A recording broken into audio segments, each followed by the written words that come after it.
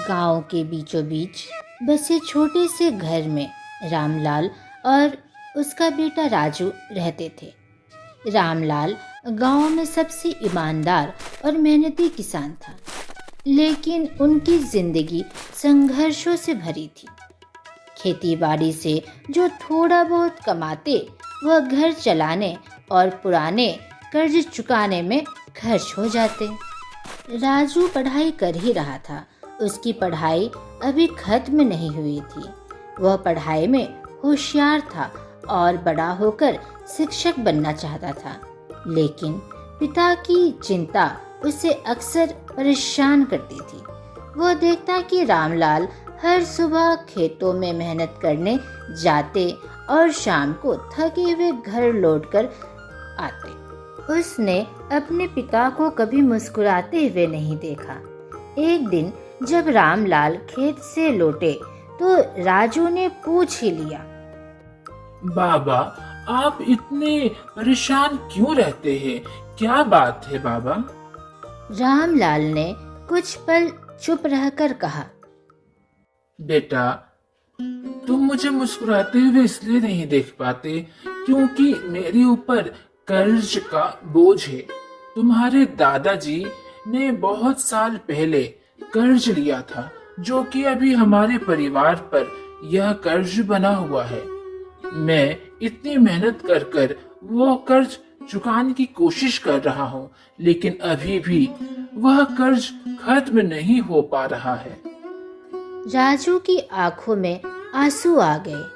उसने सोचा, पिता ने अपना सारा जीवन इस कर्ज को चुकाने में बिता दिया, लेकिन अभी भी इससे मुक्ति नहीं मिली। क्या मैं कुछ कर सकता हूँ? अगले दिन राजू ने अपने गांव के सरपंच से बात की। उसने अपनी पढ़ाई के साथ साथ काम करने की इच्छा जताई। सरपंच ने उसे गांव के पुस्तकालय में नौकरी दी।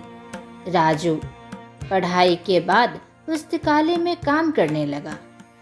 जो भी पैसे मिलते वह बचाकर पिता की मदद करता। समय बीतता गया।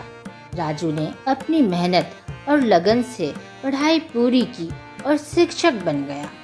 उसकी पहली तनख्वाह जब आई तो उसने उसे सीधे अपने पिता को सौंपते हुए कहा, बाबा, यह कर्ज सिर्फ आपका नहीं है, यह हमारा है। अब इसे चुकाने की जिम्मेदारी मेरी भी है। रामलाल की आंखें भर आई।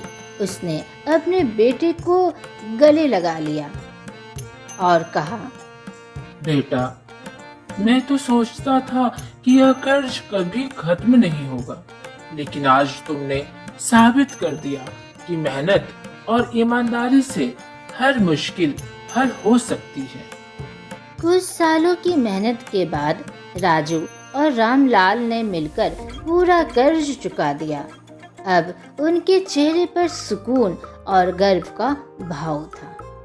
रामलाल ने अपने बेटे को आशीर्वाद देते हुए कहा, बेटा, तुमने न सिर्फ मेरा कर्ज चुकाया है, बल्कि मेरे सपने को भी साकार किया है। अब मैं सुकून से जी सकता हूँ। राजू ने मुस्कुराते हुए जवाब दिया, बाबा, यह आपकी मेहनत और संस्कारों का ही है।